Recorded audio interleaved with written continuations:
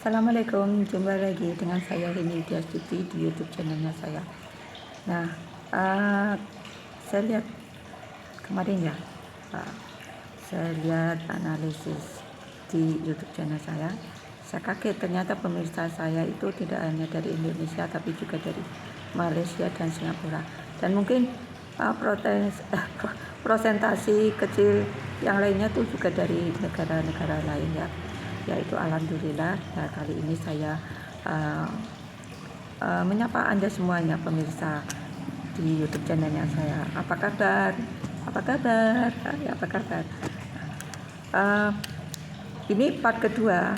Saya lanjutkan yang dari part pertama tentang video dibalik lantunan ayat-ayat suci Al-Quran. Di part kedua ini saya kasih judul Hafiz Al-Quran dan komunitas tunanetra. Nah, ketika saya sampai di acara lokasi yang diselenggarakan oleh kaum tunanetra itu, nah, saya duduk ya di dalam, di sebelah saya ini bapak-bapak, sebelah sininya ibu-ibu, ada sih yang remaja putra gitu ya. Ketika acara diawali dengan pembacaan ayat-ayat suci Al-Quran. Nah, saya nengok ke kiri kan. Nah, ternyata yang membawakan lantunan ayat-ayat suci Al-Quran itu seorang bapak. Nah, saya pikir dia itu seorang ustadz dan normal gitu. Maksudnya bisa melihat gitu ya. Dan bukan penyandang difabel gitu. Yang saya maksud. Itu pemikiran saya pertama. Kemudian ketika sudah selesai dan acara dilanjutkan dengan acara yang lainnya sampai acara selesai, lalu kita pamitan. Nah, ini pada waktu kita pamitan ini pasti masing-masing yang mengikuti acara itu kan, para undangan itu pasti kalau misalnya yang bapak-bapak itu tunanetra, dia pasti membawa pasangannya. Ya, kalau saya lihat berpasangan. Jadi yang kalau satunya tunanetra, yang satunya ini normal ya, sehat. Jadi kalau yang bapak-bapak yang tunanetra dan istrinya itu yang normal sehat. Terus kalau misalnya ini ibunya yang tunanetra, terus bapak-bapaknya itu yang sehat. Tapi ada juga loh ini ya, dua-duanya ini suami istri tunanetra. Nah, mereka itu pulang ya biasanya rombongan. Jadi dari yang sana itu nanti rombongan dari sini. Nah, ketika itu acara udah selesai, itu ada dua orang cowok ini, remaja putra ini masuk, terus kasih salam dan bilang mau jemput bapak saya. Akhirnya dua cowok itu nyamperin bapak-bapak tadi yang membacakan ayat suci Al-Quran. Terus membisikin sesuatu ke bapaknya. Terus bapaknya itu digandeng. Kan dua remaja cowok itu, yang satu gandeng sini, yang satu gandeng sini. Saya kaget, ternyata beliau ini seorang tunanetra. Jadi hafiz tunanetra. Karena waktu melantunkan ayat suci Al-Quran, dia tidak pegang Al-Quran. Jadi dia menghafalkan Al-Quran. Dia seorang hafiz tunanetra. Nah, saya kagetnya di situ. Saya baru tahunya di situ. Jadi ini ya, saya penutup video saya ini. Mulai dari part pertama sampai part kedua saya ini, saya mengambil kesimpulan. Saya juga mengambil pelajaran di setiap perjalanan saya. Nah, jadi ini pelajaran yang berharga buat saya. Jadi saya